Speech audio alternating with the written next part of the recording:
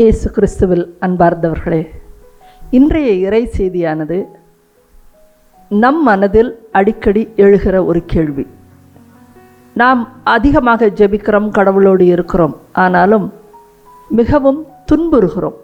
பல காரியங்களை குறித்து அலைக்கழிக்கப்பட்டு மீண்டும் மீண்டும் போய் நம்புவதற்கு சிரமப்படுகிறோம்.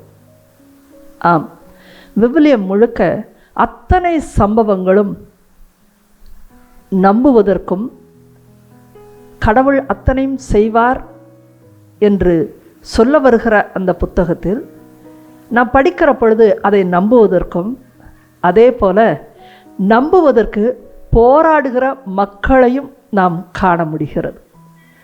இன்றைக்கு நாம் பார்க்க போகிற செய்தியானது விவிலியம் முழுக்கவும் நம்பினவர்களும் கூட மீண்டும் மீண்டும் நம்புவதற்கு போராடுகிற மக்களைத்தான் காணப்போகிறோம். ஆகவே இன்றைக்கும் நாமும் கூட அப்படிப்பட்ட மக்களாய்த்தான் இருக்கிறோம். மிக அதிகமான விசுவாசம் நமக்கு உண்டு, நம்பிக்கை உண்டு. ஆனாலும் கூட ஒவ்வொரு துன்ப நேரத்திலும் பல கேள்விகள் எழுகிறது. எதிர்காலம் என்ன ஆகுமோ என்று சொல்லி பயம் ஏற்படுகிறது. சிந்தனைகள் பலவாறாக இருக்கிறது. கண்ணீர் கொட்டுகிறது. மிகுந்த துயரம் ஏற்படுகிறது.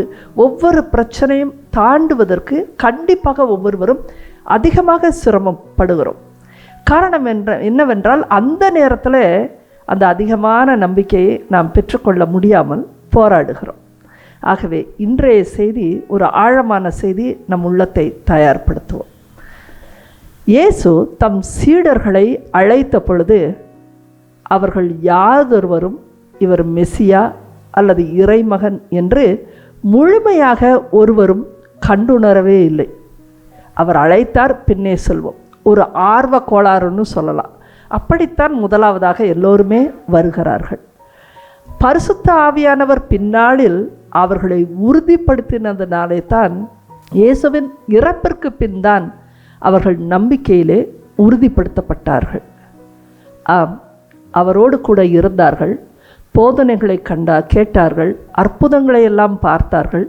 ஆனால் பின்பற்றுவதில், கேட்ட போதனைகளை பின்பற்றுவதிலே அதிகமான சந்தேகங்கள் அவர்களுக்கு இருக்கத்தான் செய்தது. இயேசு வாழ்ந்த காலத்தில் நாம் பார்த்தோம் என்றால் நிறைய பணக்காரர்கள், படித்தவர்கள் மற்றும் மறைநூல் தெரிந்தவர்கள் எல்லோருமே அன்றைக்கு இயேசுவின் பிரசங்கத்தை கேட்டார்கள். ஆனாலும் தங்களுடைய செல்வத்தை அப்படியே விட்டுவிட்டு செல்வதற்கு அவர்களுக்கு மனம் துணியவில்லை. காரணம், நம்புவதற்கு அவர்களுக்கு மிக சிரமமாக இருந்தது. முழு நம்பிக்கை எடுப்பதற்கு மனிதர்கள் சிரமப்படுகிறார்கள். அன்பார்ந்தவர்களே, மத போதகர்கள் இயேசுவினுடைய மிகப்பெரிய போதனைகளை கேட்டார்கள். தீயவனுக்கும் விரோதிகளுக்கும் அன்பு செலுத்து என்ற போதனையை கேட்டார்கள். ஆனால் அதை கேட்க கேட்க இவரை எப்படி கொலை செய்யலாம் என்கிற எண்ணம்தான் அவர்களுக்கு வந்தது. எப்படிப்பட்ட எதிர்குணத்தை அது உருவாக்கினது என்று பாருங்கள். காரணம், அவர் சொல்வதை எதிரிகளுக்கும் அன்பு செய்வது என்ற வார்த்தைகளை கூட அவர்களால் ஜீரணிக்கவே முடியவில்லை. அதை ஏற்றுக்கொள்ளவே முடியாத பொழுது நம்ப முடியாது. நம்பினால்தான் அதை செயல்பாட்டிலே கொண்டு வர முடியும். இது எல்லாம் மிக சிரமமாக தாங்கள் இத்தனை நாளும் வைத்திருந்த எண்ணங்களுக்கு எதிராக இருந்தபடியினால அவர்கள் வேறொன்றைத்தான் சிந்தித்தார்கள். இது நிதர்சனமாய் நடந்தது. ஆக இயேசுவின் காலத்தில் சீடர்களாகட்டும், பார்த்த மக்களாகட்டும், படித்தவர்களாகட்டும், மத குருமார்களாகட்டும் எல்லோருமே தடுமாறித்தான் போனார்கள். இயேசுவை சந்தித்த கிட்டத்தட்ட எல்லோருக்குமே ஒரு கட்டத்திலே சந்தேகம் எழுந்து கொண்டேதான் இருந்தது. இவர்தான் மெசியாவா என்று சொல்லி. ஒரு சமயம் அவருடைய அற்புதங்களை பார்க்கும் பொழுது இவர்தான் நாம் காத்திருந்த மெசியா என்று சொன்னார்கள். ஆனால் மறுபுறம் அவர் பாவிகளோடு இருந்த பொழுது மிக ஏழ்மையாய் இருந்ததை கண்கள் கண்ட பொழுது இவர் மெசியாவாக இருக்க முடியாது என்று தடுமாற்றம் அடைந்தார்கள். மனிதருக்குள்ளே எப்பொழுதும் இந்த சந்தேகத்தின் தடுமாற்றங்கள் இருந்து கொண்டேதான், ஒரு புறமாக இருந்து கொண்டேதான் இருக்கிறது. அன்பார்ந்தவர்களே, அற்புதங்களை கண்ட மனிதர்கள் கூட ஒரு சமயம் இந்த நம்பிக்கையிலிருந்து எங்களுக்கு விடுதலை தாரும் என்று ஜெபிக்கவே செய்தார்கள். சந்தேகங்களுடைய போராடுவது, நம்பிக்கையற்ற தனத்திலே போராடுவதை நாம் விவிலியம் முழுக்கவும் பார்க்க முடிகிறது. நீங்கள் இத்தனை நாளும் விவிலியத்தை வாசித்திருந்தால் இதை போன்ற ஒரு ஆழமான சூழ்நிலைகளை பரிசுத்த ஆவியானவர் நமக்கு எடுத்து காட்டியிருந்தாலும் நாம் அதனை புறக்கணித்து விட்டு இருப்போம். உங்களுக்கு ஆழமாக பதிந்திருக்காது. காரணம் என்ன தெரியுமா? ஒருவர் சந்தேகத்தோடு இருப்பதை நாம் அதை படித்து பார்க்க, உணர்ந்து பார்க்க விரும்பவில்லை. அவருடைய சந்தேகம் நமக்கும் தொற்றிக்கொள்ளுமோ என்று ஒரு பயம் ஏற்படுகிறது. அதனால் அந்த பகுதிகளெல்லாம் வேகமாக உருட்டி விடுவதனால நாம் ஒருவரும் அதை தியானிப்பதே இல்லை. திரளான மக்கள் கூட்டத்திற்கு இயேசு உணவளித்தார் இல்லையா? 2 மீன்கள் 5 அப்பங்களை வைத்து உணவளித்தார். ஆனால் ஒரு பொழுதும் அந்த மக்கள் இவர்தான் வானிலிருந்து இறங்கி வந்த உணவு என்று கண்டுபிடிக்க முடியாமல், நம்ப முடியாமல் போனார்கள். ஆம் அன்பார்ந்தவர்களே, நம்முடைய பாதை இயேசுவை விசுவசித்து பரிசுத்த ஆவியினால் தூண்டப்பெற்று அந்த வாழ்க்கை ஆரம்பிக்கிறது. அந்த பயணமானது முழுவதுமாய் நம்பிக்கையின் அடிப்படையிலே தான் செல்லுகிறது. பரலோகம் சென்று சேருவது வரை அந்த பாதைக்கு பேர் என்ன அப்படின்னு கேட்டிங்கன்னா நம்பிக்கையின் பாதை. அந்த நம்பிக்கையின் பாதையில் இப்போ ஒரு எக்ஸாம்பிளாக சொல்லணும்னா, ஒரு ஊர்லேருந்து இன்னொரு ஊருக்கு போகிறீங்க அப்படின்னா, கோயம்புத்தூர்லேருந்து மதுரைக்கு போகணும் அப்படின்னா நீங்கள் ஒரு 5 பெரிய ஊர்களையும் ஒரு 10 சிறிய ஊர்களையும் கடந்து தான் சொல்லணும். அப்போ அந்த பாயிண்ட் இருக்குது நடுவில், getting down point, getting in point, அதெல்லாம் இருக்குது. ட்ரெயினில் எல்லா பயணங்கள்லையும் அப்படித்தான் இருக்குது. அதுபோல தான் நம்பிக்கையின் பாதையில் ஒன்றன் பின் ஒன்றாக நமக்கு துக்கம், மரண பயம், சந்தோஷம், ஒரு சின்ன சலசலப்பு, பெரிய அவமானம், இப்படித்தான் வாழ்க்கை அடுக்கப்பட்டு இருக்கிறது. அப்போது இந்த நம்பிக்கையின் பாதையில் ஒன்றன் பின் ஒன்றாக சந்தேகங்களால் நிரம்பி இருக்கிறது. ஒவ்வொரு சூழ்நிலைக்கு ஏற்ப நம்ம சந்தேகத்தை மாற்றுகிறோம். இன்றைக்கி ஒருத்தர் ரொம்ப நல்லா நம்மக்கிட்ட பழகுனா, நீங்கள் 2-3 இடத்துல எங்கேயாவது அவமானப்பட்டு நன்றி கட்டத்தனத்தை நீங்கள் பார்த்துட்டிங்கன்னா, அடுத்து வரப்போகிற யார் நல்லதாக பழகினாலும் உங்களுக்கு அதை ஏற்றுக்கொள்ளவே முடியாது. இவங்க என்றைக்கு நமக்கு துரோகம் செய்வாங்க, முதுகில் குத்துவாங்க அப்படிங்கிற எண்ணம் நமக்குள்ளே பதிந்து விடுகிறது. ஒரு முறை ஏற்படுகிற கசப்பின் தன்மைகள், பெற்றுக்கொண்ட சந்தேகத்தின் பின்னணியான வார்த்தைகள், இது எல்லாமே மனுஷனுக்குள்ளே தங்கி விடுகிறது. அப்போ நம்முடைய நம்பிக்கையின் பாதையிலே நடுவிலே ஆங்காங்கே சந்தேகங்களால் நிரம்பியுள்ளது. ஆனாலும் அதனூடே தான் நற்செய்தியின் இலக்கு. நம்பிக்கையிலே போகிறோம், ஆனால் நற்செய்தியினோட இலக்கு என்ன தெரியுமா? விசுவாசம்தான். நம்பிக்கைக்கு போகிற வழி நம்பிக்கை, ஆனால் இலக்கு விசுவாசம். நாம் கண்டிப்பாக இதனை வெற்றி கொண்டால், இந்த நம்பிக்கையிலிருந்து நாம் மாறி தொடர்ந்து ஓடுனாதான் நாம் பரலோகத்தை அடைவோம் என்கிற எண்ணம்தான் விசுவாசம். அப்போ இந்த விசுவாசத்தை அடையிறதுக்கான வழி தான் நம்பிக்கை. ஆனால் நடுவில் பூரா சந்தேகங்களினால் நிரம்பி இருக்கிறது. இன்றைக்கு இந்த ஒரு ஆழமான சிந்தனையோடு நம்ம வாழ்க்கையில் ஒரு நிமிடம் இந்த ஜெபத்தின் வேளையில் நம்ம யோசித்து தியானிக்க போகிறோம். என்னுடைய வாழ்க்கையிலும் எவ்வளவு சந்தேகங்கள் இருக்குது. அதை நாம் இன்றைக்கு ஆண்டவரிடத்தில் ஒப்பு கொடுத்து இந்த செய்தியை எனக்கு புரியும்படி, என் உள்ளத்தில் ஆணித்தரமாய் பதியும்படி எனக்கு உதவி செய்யும் என்று கேட்கலாமா? அன்புள்ள பரலோக தகப்பனே, இந்த அருமையான நாளுக்காய் மக்கள் நன்றி செலுத்துகிறோம். இதோ இந்த செய்தியை கேட்க போகிற ஒவ்வொருவரின் உள்ளத்திலும் இதோ ஒரு வினாடி நாங்கள் எங்களையே நினைத்து பார்க்கிறோம் சுவாமி. கலக்கமான சூழ்நிலைகள், பணப்பற்றாக்குறைகள், திருமணங்கள் தள்ளி போகின்ற நேரங்கள், அவமானப்பட்ட சூழ்நிலைகள், எல்லாவற்றிலும் மனிதர்களாகிய நாங்கள் தளர்ந்து போய் நீர் எங்களுக்கு உதவி செய்ய மாட்டீர் என்று நினைக்கிறோம். நீர் எங்களை விட்டு தனியே சென்று விட்டீர் என்று நினைக்கிறோம். ஏன் எனக்கு இவ்வளவு காலம் துன்பம் ஏற்படுகிறது என்று சஞ்சலப்படுகிறோம். வீட்டில் தொடர் காலமாய் பிரச்சனைகள் இருந்தால் தளர்ந்து போய் காணப்படுகிறோம். எங்களுடைய மகிழ்ச்சியோ சிரிப்போ கூட மறைந்து போகிறது. மனிதர்களை கண்டு அஞ்சுகிறோம், நம்பிக்கை இழந்து காணப்படுகிறோம். பல நாட்களாய் வேலை இல்லாத பொழுது ஒரு வேலை அப்ளை செய்யும் பொழுதே எங்கே கிடைக்கும், கிடைக்கவா போகிறது என்று அவநம்பிக்கையோடே நகர்கிறோம். ஞானம் இல்லாமல் தொடர்ந்து ஒவ்வொரு காரியத்திலும் சிக்கிக்கொள்கிற பொழுது, ஒரு காரியத்தை தொடங்கும் பொழுதே எனக்கு ஞானமே இல்லையே என்ற அவநம்பிக்கையோடே தொடங்குகிறோம். எங்களுடைய அவநம்பிக்கை எல்லா சூழ்நிலைகளிலும் எங்களோடே கூட இருக்கிறது. எங்களுடைய உருவ அமைப்பில் ஆரம்பித்து, முக தோற்றத்தில் ஆரம்பித்து, படிப்பில் ஆரம்பித்து, எங்களுடைய அறிவில் ஆரம்பித்து, எங்களுடைய ஞானத்தில் ஆரம்பித்து, எங்களுடைய ஒழுக்கத்தில் ஆரம்பித்து, எங்களுடைய நம்பிக்கையில் எல்லாமே தளர்ந்து காணப்படுகிறது. ஆண்டவரே, நம்பிக்கையின் பாதையிலே நாங்கள் ஓட நாங்கள் விரும்புகிறோம். இந்த சந்தேகங்களை கையாளுவது எப்படி என்று இன்றைக்கு எங்களுக்கு கற்றுத்தாரும். இதோ சகோதரி மறைக்கப்பட்டு நீர் வெளிப்படுவீராக, எங்களோடு கூட பேசும் ஆண்டவரே. ஆமேன். சுவிசேஷம் முழுவதும் நம்பிக்கையற்ற மக்களை முன்னிறுத்தி காட்டுவதை ஏனோ இத்தனை நாட்களும் நம்முடைய கண்கள் காண மறுத்திருக்கிறது. இயேசுவை பின்பற்றிய அனைவருக்கும் கூட ஒவ்வொரு காலகட்டத்தில் இவர் மெசியாதானா என்ற சந்தேகம் எழுந்தது.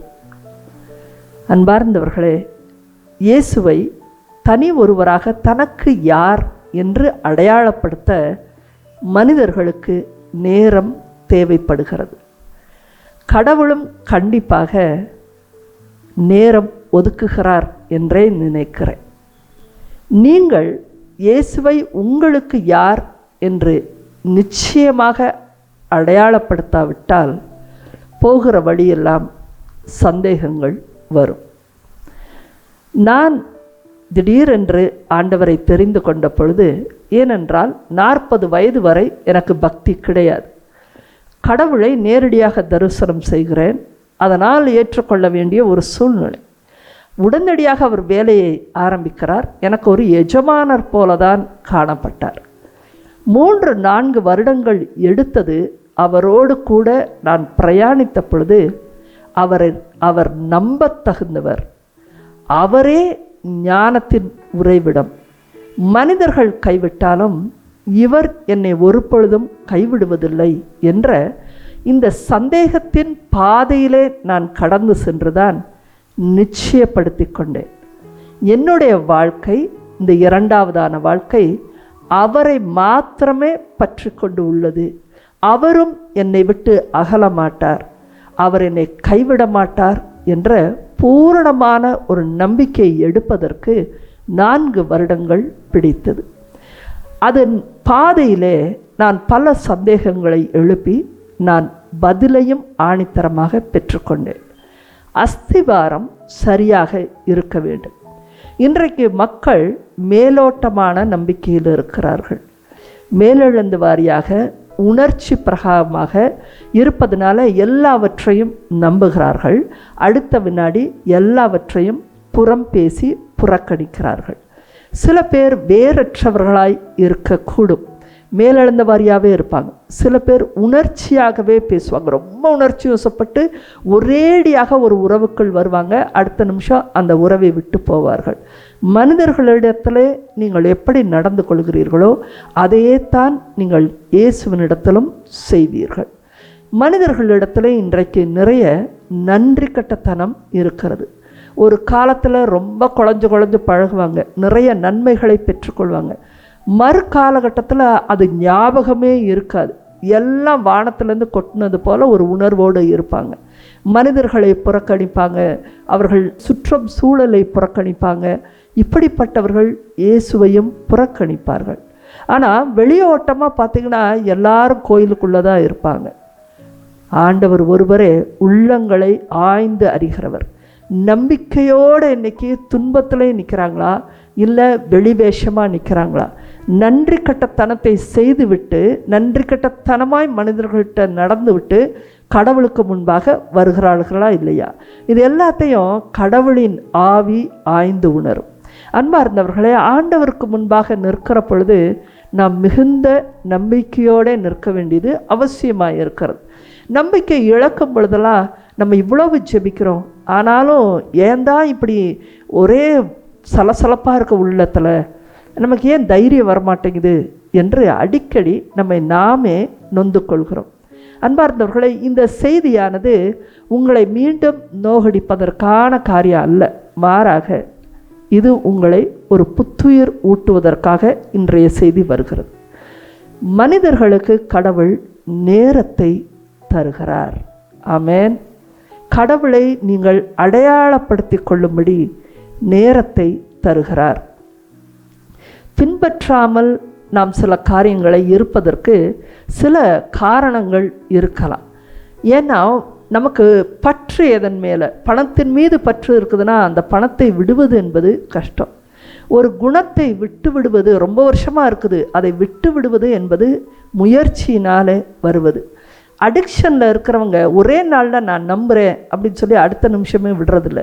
அதற்குண்டான போராட்டங்களில் இருந்துதான், செயல்முறைகளில் இருந்துதான் அவர்கள் வெற்றி பெறுகிறார்கள். இந்த செயல்முறைகளுக்குள்ளே வராதவங்க முற்றிலுமாய் சந்தேகத்தோடு இந்த லைனுக்கே இருக்க மாட்டாங்க. அவங்க விசுவாசத்தை நோக்கியான நடை இல்லாமல் வேறொரு பாதையும் எடுத்துக்கொள்வார்கள். இருக்கிறவங்கள நல்லவங்களே சந்தேகப்பட்டு போகிற ஆட்களை நீங்கள் பார்த்துருப்பீங்க. இருக்கிற இடத்தை சந்தேகப்பட்டு வெளியே போகிறவங்களையும் நீங்கள் பார்த்துருப்பீங்க.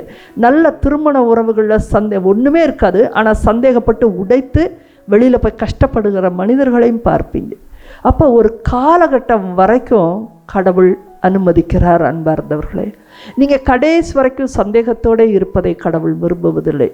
இறுதி வரைக்கும் மனிதர்களோடு போராடி கொண்டே இருப்பதை கடவுள் விரும்புவதில்லை. மாறாக தளர்ந்திருக்கிற நேரத்தில் கடவுள் கண்டிப்பாய் உங்களுடைய சந்தேகங்களை அவர் நிவர்த்தி செய்து மீண்டும் மீண்டும் தன்னுடைய பாதையில் சேரும்படி அவர் கண்டிப்பாய் அழைத்து கொள்வார். ஆமென். இந்த ஒரு செய்தியை இன்றைக்கு ஆழமாய் பார்ப்பதற்கு முன்பாக ஒரு காரியத்தை சிறிது தியானிப்போம். கடவுள் வெளிச்சத்தில் வெளிப்படுத்தியதையெல்லாம் இருட்டில்தான் நாம் அதிகமாக சந்தேகப்படுகிறோம்.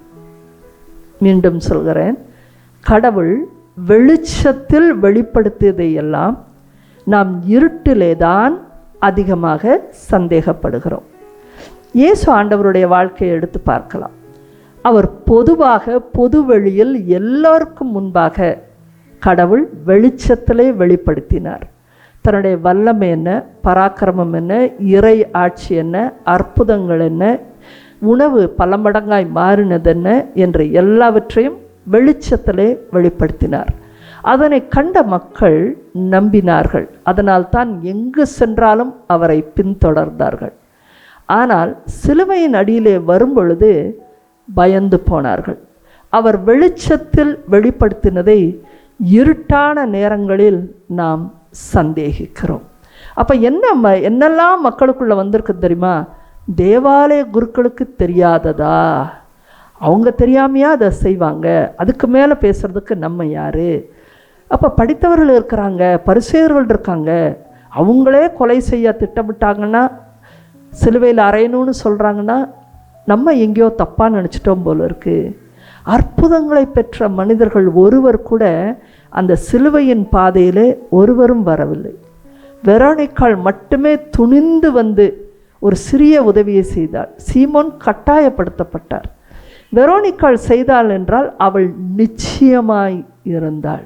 உள்ளுக்குள்ளே எங்கேயோ இவ்வளவு ஜனத்தின் மத்தியிலும் அவள் நிச்சயமாய் இருந்தாள். இயேசுவை தன்னுடைய வாழ்க்கையில் யார் என்று அடையாளப்படுத்தி இருந்தாள். அவர் மெஸ்ஸையா என்று அடையாளப்படுத்தி இருந்தாள். அதனால் துணிந்து வர முடிந்தது. சந்தேகங்களுக்கு மத்தியில் நீங்கள் நிச்சயப்படுத்தி இருந்தால்தான் துணிவோடு நீங்கள் வருவீர்கள், அல்லது பயத்திலே பின்வாங்கி உறைந்து போவீர்கள். இந்த ஒரு சம்பவத்தை நாம் பார்க்கும் பொழுது நம்ம வாழ்க்கையில் எல்லாருடைய வாழ்க்கையிலையும் வந்திருக்குது. அது சின்ன சின்ன குடும்பங்களாக இருக்கிற நீங்களே நினச்சி பாருங்கள். நமக்கு யாராவது வீட்டில் ரொம்ப உதவி செஞ்சுருப்பாங்க, நமக்கு பக்கபலமாக இருப்பாங்க. ஆனால் அவங்களுக்கு ஒரு குற்றச்சாட்டு அதெல்லாம் எழும்பொழுது யாருமே பக்கத்தில் போக மாட்டாங்க. ஃபார் எக்ஸாம்பிள் சொல்கிறேன், ஒருத்தரை உங்கள் குடும்பத்தில் ஒருத்தரை போலீஸில் அழைச்சிட்டு போகிறாங்க. அவர் பெரிய தப்பு பண்ணிட்டாருன்னு சொன்னாங்கன்னா எனக்கு எதுவும் தெரியாது அப்படின்னு சொல்கிறதுல தான் நம்ம முனைப்பாக இருப்போம். ஏன்னா இவ்வளவு நாள் அவங்க மேலே ஒரு நம்பிக்கை இருந்துச்சு. இப்போ எதேதோ கேள்விப்படுறப்ப இவங்க செஞ்சுருப்பாங்க போல இருக்கு, நம்ம மாட்டிக்கக்கூடாது அப்படிங்கிற சந்தேகம் எழுவதனால நாம் புறக்கணித்து ஓடத்தான் முயற்சிப்போம். இந்த சந்தேகம் எல்லா தருணத்துலையும் வருதுங்க. அது பெற்றோர் பிள்ளைகளுக்கு இடையில வருது. ஒரு காலகட்டத்தில் பாருங்கள், பெற்றோர் இந்த பாடத்தை படிக்கிறியாப்பா அப்படின்னு கேட்டால் உன்னைய நம்பிலாம் நான் படிக்க முடியாது. இந்த பெண்ணையோ இந்த பையனையோ திருமணம் செஞ்சுக்கிறியா, நீ சொல்கிறத நான் பண்ண முடியாது. அப்போ எங்கேயோ ஒரு இடத்துல இவங்க சொல்கிறத கேட்டால் நமக்கு சரி வராது அப்படிங்கிற சந்தேகம் எழுகிறது. சந்தேகம் ஏன் வருது? இவங்க படிக்கலை, இவங்களுக்கு விஷயம் தெரியாது, இவங்க நம்முடைய நன்மைக்கு இல்லைன்னு அதுக்கு முன்னாடியே நிறைய கசப்புகளை உள்ளே விட்டாச்சு. அப்போது பெற்றோர் நம்பிக்கைக்குரியவர்களாக கூட இருக்கலாம், நல்லதாக சொல்லியிருப்பாங்க. ஆனால் சந்தேகங்கள் நிறைய வந்து விட்டதுனால முடிவு என்ன ஆயிடுது? அவர்கள் மீது சந்தேகப்பட்டு நம்பிக்கை இழப்பு ஏற்படுகிறது. வேலை இடத்துல பாருங்கள், நல்லா வேலை செஞ்சுக்கிட்டே இருப்பாங்க, நல்லா ஆகவோகன்னு இருப்பாங்க, ஃப்ரெண்ட்ஸாக இருப்பாங்க, நல்லா கேஷுவலாக இருக்கும். ஒரு நாள் ஒரு பிரச்சனை வந்துடும். ஒரு சீனியர் ஒரு எம்ப்ளாயை கூப்பிட்டு பயங்கரமாக திட்டி விட்டுறாரு, இவரை அவமானப்படுகிறார். உள்ளே கொமைஞ்சிக்கிட்டே இருக்கும் 2-3 நாள். அடுத்த தடவையும் ஒரு பிரச்சனை வரும்போது என்ன செஞ்சிடறாங்க? பேப்பர் போடுறாங்க. ஏன்னா இவர் எப்பொழுதுமே என்னை குற்றம் கண்டுபிடிப்பார், இவருக்கு என்னை பிடிக்கவே இல்லை, இவர் என்னை வெளியே போகும்படி இவர் எல்லா காரியத்தையும் பண்ணுறாரு என்று சொல்லி அந்த பாதை என்ன ஆயிடுது? நம்பிக்கையின் பாதையாக தொடங்குச்சு. சந்தேகங்கள் வலுப்பெற நமக்கு அந்த இடத்துல வெளியேறும்படி தான் ஆகிறது. இந்த சந்தேகங்கள் 100% உண்மையா? நமக்குள்ளே வர்ற சந்தேகங்கள் அப்படின்னு கேட்டால் கிடையாது. நம்முடைய வாழ்க்கை சூழ்நிலையில் விழுந்து போகிற பொழுதுதான் சந்தேகங்கள் வருகிறது. அது இன்னொருத்தரை பொறுத்தே கிடையாதுங்க. இயேசுவின் மீது அன்றைக்கு சிலுவையில் அறைந்த பொழுது எல்லோருக்கும் சந்தேகம் எழுந்தது. ஒரு ஊருக்கே சந்தேகம் எழுந்தது, ஆயிரக்கணக்கான மக்களுக்கு சந்தேகம் எழுந்தது. அதனால் இயேசு தவறாகி விட்டாரா? கிடையாது. அப்போ ஏன் ஊருக்கே சந்தேகம் வருது இயேசுவின் மீது? உண்மை எப்பொழுதும் தனித்தே நிற்கும். உண்மை சந்தேகங்கள் கொண்ட பொய்களோடு அது கலப்பதே இல்லை. அது தனித்து உயர்ந்தே நிற்கும். அது பக்கத்தில் கூட போக முடியாது. இன்றைக்கு நாமும் கூட உலகத்தில் பார்க்குறோம், ஒரு சிலர் தான் இயற்கை அழிவுகளை பற்றி ரொம்ப சத்தம் போடுறாங்க. இந்த ஆறு பூரா, இந்த குளத்தை பூரா இப்படி அழுக்கு பண்ணி வச்சுருக்குறாங்க, இந்த கவர்மெண்ட் இப்படி பண்ணுது அப்படின்னு கதறாங்க. அது ஒருத்தர் தான் கதறுவார், மற்றவங்க எல்லாரும் சேர்ந்து அமைதியாக இருப்பாங்க. ஏன்னா எல்லாருக்குள்ளேயும் கதறுகிற மனிதனை குறித்தான சந்தேகம்.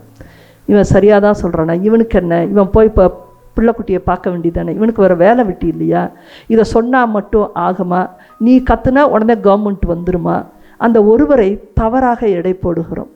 சந்தேகம் ஒரு மீது எப்பொழுதும் நமக்கு இருக்கிறதுனால தான் போய் சேர்ந்து உதவி செய்வதே இல்லை.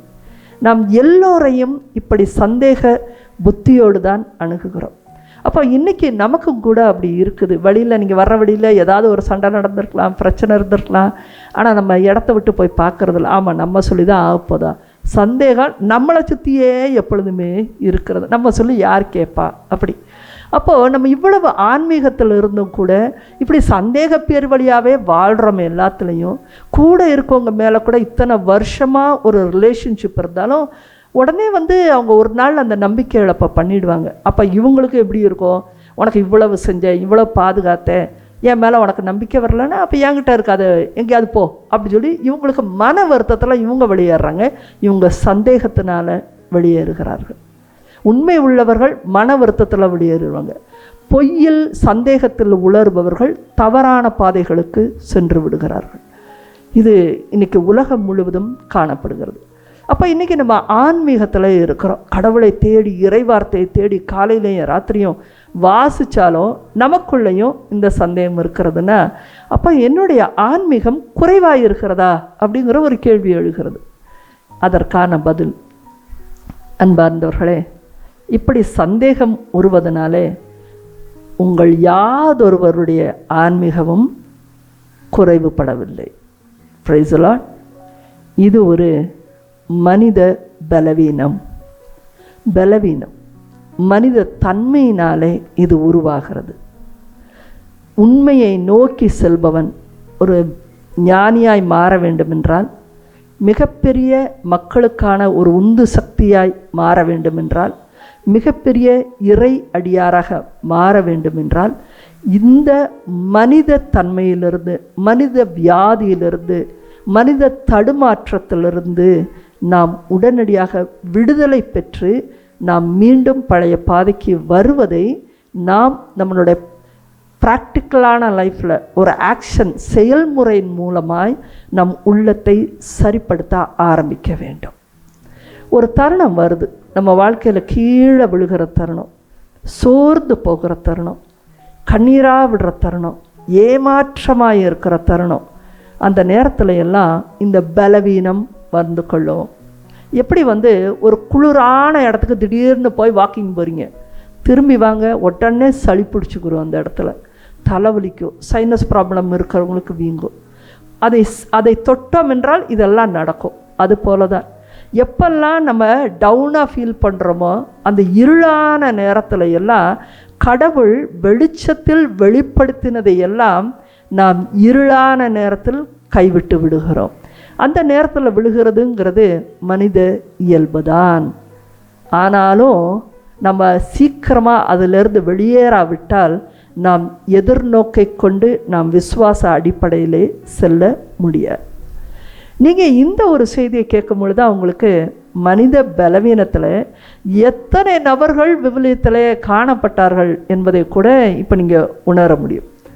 அன்பார்ந்தவர்களை, இன்றைக்கு நாம் முழுவதுமாய் ஒரே ஒருத்தரை மட்டும் எடுத்து அவருடைய வாழ்க்கையை தியானித்து பார்க்க போகிறோம். ரொம்ப ஆச்சரியமான ஒரு பகுதி. மிக மிக பெரியவர் என்று கருதப்பட்டவர்.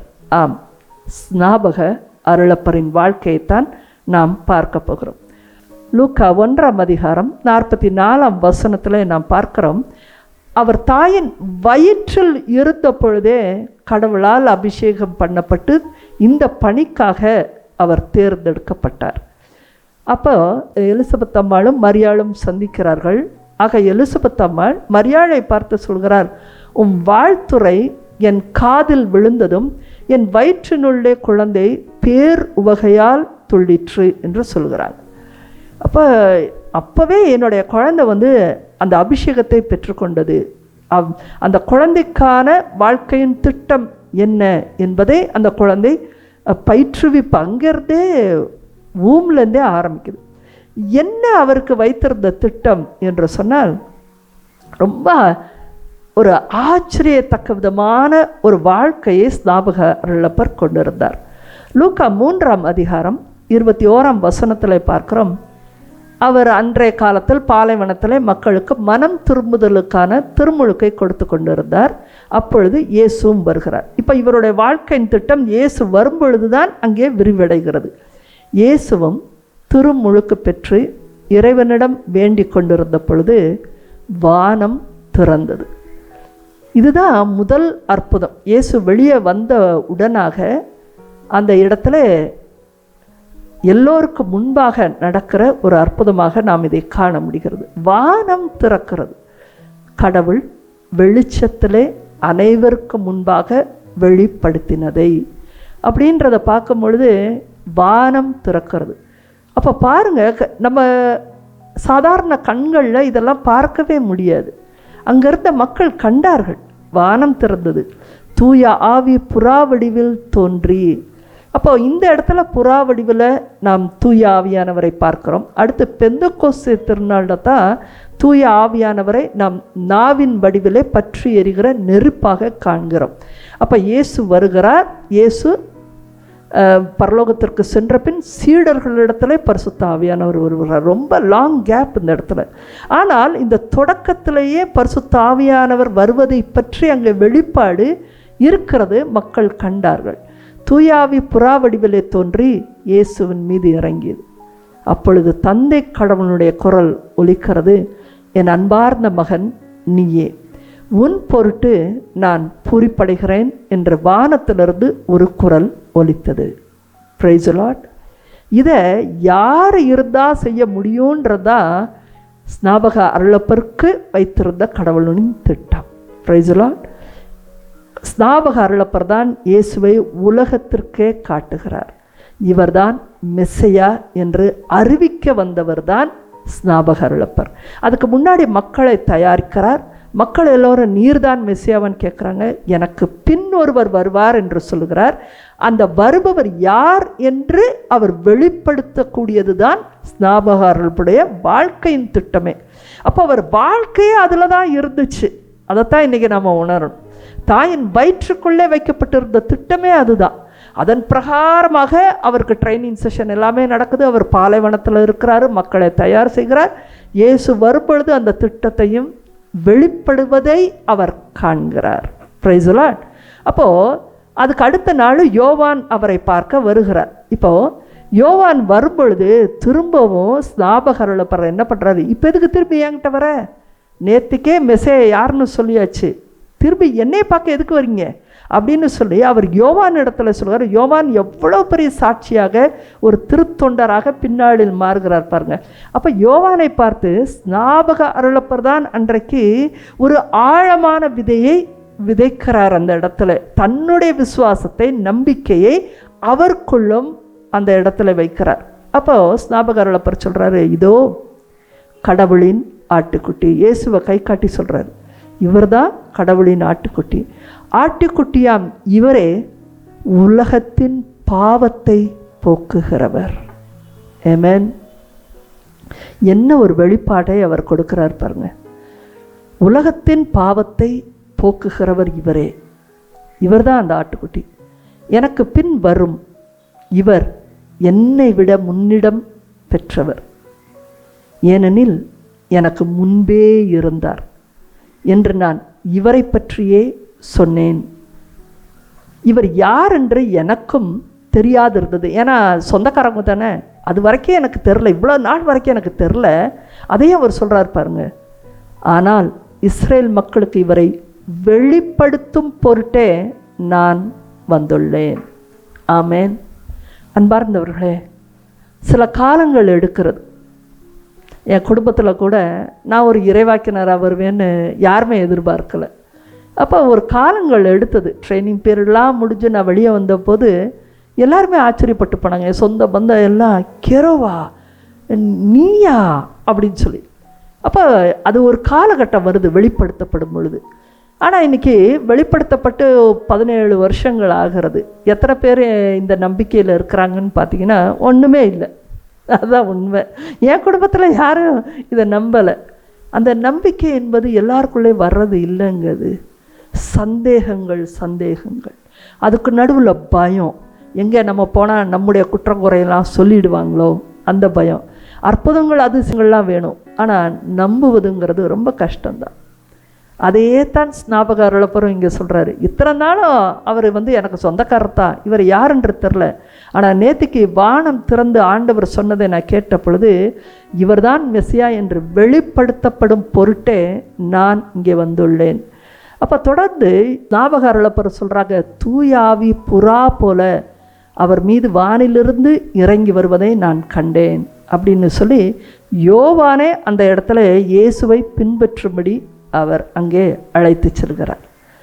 அன்பார்ந்தவர்களே, நானும் இவரை கண்டேன். திரும்பி நம்ம யோவான் சொல்கிறத நம்ம பார்க்கலாம். ஏன்னா ஸ்நாபக அருளப்பர் ஒரு பிளாட்ஃபார்ம் கொடுத்துட்டார் நம்பிக்கை, அதை இன்னொருவர் பெற்றுக்கொள்கிறார். அதனால் நம்ம யோவான் 1ஆம் அதிகாரத்தில் நாம் 33, 34 வசனம் யோவான் சொல்கிறார், இப்படியாக ஸ்நாபக அருளப்பர் என்னிடத்துல சொன்னார், நானும் கண்டேன், இவரே இறைமகன் என சான்றும் கூறி வருகிறேன் அப்படின்னு ஸ்நாபக அருளப்பர் சொன்னார் அப்படின்னு சொல்கிறார். நானும் கண்டேன். அப்போ இவ்வளோ விஷயங்கள் ஸ்நாபக அருளப்பருடைய வாழ்க்கையில் நடைபெறுகிறது அன்பார்ந்தவர்களே. ஆனால் ஒரு காலகட்டம் மாறுகிறது. மிக தைரியமாக போராடினவர், பாலை நிலத்தில் தனியாக வாழ்ந்தவர், மிக மோசமான மக்களுக்கு கூட மனம் திரும்புதலை கொடுத்தவர், ரஃப் அண்ட் டஃப்பான ஒரு ஆள் தான். ரொம்ப தைரியமான பராக்கிரமான ஒரு ஆள் தான். ஆனால் எப்பேற்பட்ட ஆளையும் கூட ஒரு தருணம் வருகிறது, ஏரோதின் சிறையிலே மாட்டிக்கொள்கிறார். அப்போ இன்னைக்கு சாபமா நாளைக்கு உயிரோடு இருப்போமானே தெரில. நெருக்கடி உள்ளே வச்சிருக்கும் போது தான் எப்போ கொலை செய்வான் என்ற உயிர் பயம், நாளுக்கு நாள் அவமானங்கள். எப்படி இருந்தோம் நம்ம? அப்போது இந்த நேரத்தில் என்ன ஆகும்னா, ஆன்மீகத்தில் இருப்பவங்களுக்கு கடவுளை பற்றிய கேள்விகள் தான் அதிகமாக வருகிறது. என்ன கேள்விகள்? ஆண்டவரே, நான் எவ்வளவு செஞ்சேன் உங்களுக்கு, நீங்களே என்னை கைவிட்டுட்டீங்க, நீங்கள் என்னை கைவிட்டீங்கன்னா நான் எங்கே போவேன்? நான் இவ்வளோ நாள் ஒரு காரியத்துக்காக நான் அழுதுகிட்டே இருக்கிறேன், எனக்கு நீங்கள் பதில் கொடுக்கறதில்ல. அப்போனா நான் ரொம்ப பாவி ஆகிட்டேன் போல இருக்குது, நான் ஏதோ ரொம்ப தவறில் இருக்கிறேன், அதனால தான் நீங்கள் என்கிட்ட பேசுகிறதே இல்லை. போச்சு, 1 வருஷத்துக்கு மேலே ஆயிடுச்சு, இந்த காரியம் நடக்கலை. எங்கே? நான் ஒன்றும் சரியில்லை, சும்மா போகிறேன் வர்றேன், சும்மா ஜெபம் பண்ணுறேன். திடீர்னு யாராவது அந்த உடைஞ்சிருக்க நேரத்தில் உங்ககிட்ட கூட ஒரு ஜெபம் பண்ணுங்க, நீங்கள் இந்த வாலண்டியராக தானே இருக்கிறீங்க, நீங்கள் கை வச்சு ஜெபம் பண்ணுங்க, எனக்கு சரியாயிடும்னு சொல்லுவாங்க. ஆனால் உங்களுக்கு நம்பிக்கையே இருக்காது. நான் ஜெபம் பண்ணாவா கிடைக்கும் உனக்கு? நான் ஜெபம் பண்ணால் எனக்கே கிடைக்கிறது இல்லை, உனக்கு எப்படி கிடைக்கும்? சந்தேகங்கள். உடைந்து போய் இருக்கிற தருணங்களில் தான் இந்த சந்தேகம் மேலே எழும்பி எழும்பி அது ஒரு பெரிய பிசாசாக உருவெடுத்து உட்கார்ந்து கொள்கிறது. எப்பேற்பட்ட வாழ்க்கை ஸ்நாபகர் இழப்பர் வாழ்ந்தார். ஆனால் அவர் சிறையில் இருந்த பொழுது, இருட்டில் இருந்த பொழுது, கடவுள் வெளிச்சத்திலே வெளிப்படுத்தின அனைத்தையும் இருட்டில் நாம் அதிகமாக சந்தேகம் வருகிறோம். ஸ்நாபக அருளப்பருக்கே அது நடந்துச்சுன்னா பாருங்களேன். அப்போது அவர் இறுதி காலகட்டத்தில் தன்னுடைய உயிரை கையில் பிடிச்சு தப்பிக்கிறதுக்கு கடவுள் வழி செய்ய மாட்டாரா? நமக்கு இன்னும் நிறையா பணி இருக்குது, கடவுள் என்னை வெளியே கொண்டு போயிடுவார் அப்படின்னு ரொம்ப நாள் ஜெபம் பண்ணி அதுக்கு வெளியே காணோம். இப்போ அவருக்கு ஒருத்தரை மெசையான்னு சொன்னமே, அவர் என்ன தான் பண்ணிகிட்ருக்காரு? அவர் நிஜமாகவே மெசையாதானா? அந்த ஒரு ஸ்பார்க்கை நீங்கள் அடித்து விட்டீங்கள, இனி இது புகை போல கிளம்பும். அவர் மெசையாதானா? தப்பாக காமிச்சிட்டோமா? இல்லை, அவர் மெசையா இல்லை போல். அதனால தான் நமக்கு எந்த ஆக்ஷனுமே அவர் எடுக்கலை. நம்ம சிறைச்சாலையில் மாட்டி இருக்கிறதுக்கு அவர் பாட்டுக்கு வேலை செஞ்சிட்ருக்காரு. அவரே ஏழ்மையில் இருக்கார். இவர் என்னத்தை பண்ண போகிறார்? அச்சுச்சோ, நம்ம தப்பாக ஒரு ஆளை கை காட்டிட்டோமோ, அவ்வளோதான். சந்தேகங்கள் பல அறைகளை திறந்து விட்டு நம்மளை இருளுக்குள்ளாக அது நம்மை அழைத்து சென்று கொண்டே இருக்கும். அந்த டோர் ஓப்பன் ஆகிட்டே இருக்கும், நீங்கள் வந்த வழி தெரியாது. அதனால தான் சிக்கிக்கொள்கிறார்கள் இன்றைக்கு மக்கள். அவரும் கூட மாட்டிக்கொண்டார். நாம் இதை பார்க்கிறோம். லூக்கா 7ஆம் அதிகாரம் 19வது வசனத்தில் 2 நபர்களை தன்னுடைய சீடர்களாக இருந்தவரை இயேசுவனிடத்துல அனுப்புகிறார். அவர் போய் அந்த 2 பேர் போய் இயேசுவன்ட்ட கேட்குறாங்க, வரவிருப்பவர் நீர்தாமா அல்லது வேறொருவரை எதிர்பார்க்க வேண்டுமா என கேட்க எங்களை ஆண்டவரிடம் அனுப்பினார்.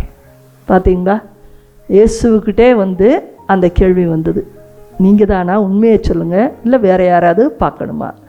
அவர்கள் அவரிடம் வர இருப்பவர் நீதாமா, வேறொருவர் எதிர்பார்க்க வேண்டுமா என்று திருமுழுக்கு யோவான் எங்களை உம்மிடம் அனுப்பினார் என்று சொன்னார்கள். அந்த நேரத்தில் இயேசு என்ன செய்து கொண்டிருந்தார் தெரியுமா? நிறைய நோயாளிகளையும் பிணிகளையும் பொல்லாத ஆவிகளையும் கட்டி அன்றைக்கு பலருக்கும் பார்வை அருளி எல்லாரையும் சுகப்படுத்தி கொண்டிருந்தார். அதனால் அவர் சொன்னார், நீங்கள் இன்று கண்டவற்றையும் கேட்டவற்றையும் யோவானிடத்தில் போய் அறிவியுங்கள். பார்வையற்றோர் பார்வை பெறுகிறார்கள், கால் ஊனமுற்றோர் நடக்கிறார்கள், தொழுநோயாளர் நலம் அடைந்துள்ளார், காது கேட்காதோர் கேட்கின்றனர், இறந்தோர் உயிருடன் எழுப்பப்படுகின்றனர், ஏழைகளுக்கு நற்செய்தி அறிவிக்கப்படுகிறது. நான் இன்னைக்கும் மெசேயாவாக வேலை செய்து கொண்டேதான் இருக்கிறேன் என்று பதில் கொடுத்தார். ஆமென். கடவுள் தன்னுடைய வல்லமையை மகிமையை ஒரு நாளும் நிறுத்துவதே இல்லை. அதனால தான் இறைவசனம் சொல்கிறது, அவர் ஒரு பொழுதும் உறங்குவதும் இல்லை, கண் அயர்வதும் இல்லை என்று சொல்கிறது. நீ இவ்வளவு புலம்பல் பண்ணும் பொழுது இதை சேர்த்து சமயத்தில் சொல்லிடுவீங்க, அவர் தூங்குகிற நேரம் போல இருக்கு, அதனால தான் எனக்கு பதிலே தரமாட்டேங்கிறார், எவ்வளோ நேரம் தூங்குவார்னு நீங்கள் அவங்கள கடவுளை இன்னும் கொச்சப்படுத்துவோன்னு சொல்லித்தான் அவர் என்றைக்குமே உறங்குவதில்லை, கண் அயர்வதும் இல்லை என்று நமக்கு அவரை பற்றிய உண்மையை நமக்கு விவிலியத்திலே சொல்லப்பட்டிருக்கிறது. அன்பார்ந்தவர்களை, என்றைக்கும் கடவுள் உறங்குவதே இல்லை, நம்மளுடைய ஜெபத்தை கேட்டுட்டு தான் இருக்கிறார். அதனால தான் இந்த இடத்துல பார்க்குறோம், நான் இன்றைக்கும் பார்வை அழித்து கொண்டு இருக்கிறேன், இன்றைக்கும் பிணிகளை நான் சுகப்படுத்தி கொண்டு இருக்கிறேன், நான் வேலையின் மத்தியில் தான் இருக்கிறேன், இறந்தோர் உயிருடன் எழுப்பப்படுகிறார்கள், ஏழைகளுக்கு நற்செய்தி அறிவிக்கப்படுகிறது. இதை போய் முதல்ல ஸ்நாபகாரப்பட்ட சொல்லு, என்னை தயக்கமின்றி ஏற்றுக்கொள்வோர் பேர் பெற்றோர் என்றார். ஆமேன். சந்தேகங்கள் நிறைய தயக்கத்தை ஏற்படுகிறது. என்ன மாதிரியெல்லாம் இன்னைக்கு சந்தேகத்தினுடைய பை ப்ராடக்ட் என்ன தெரியுமா? தயக்கம். சந்தேகம் வருது, அவங்கக்கிட்ட போய் கேட்டுடலாமா? இல்லை இல்லை, கேட்டால் சத்தம் போடுவாங்க. என்னடா நேரில் அவங்கள போய் சந்திக்கலாமா? அவங்களா நம்மளை பற்றி இப்படிலாம் பேசியிருப்பாங்க, நம்ம போய் கேட்டால் மட்டும் உண்மையை சொல்லிடுவா போகிறாங்க. தயக்கம்.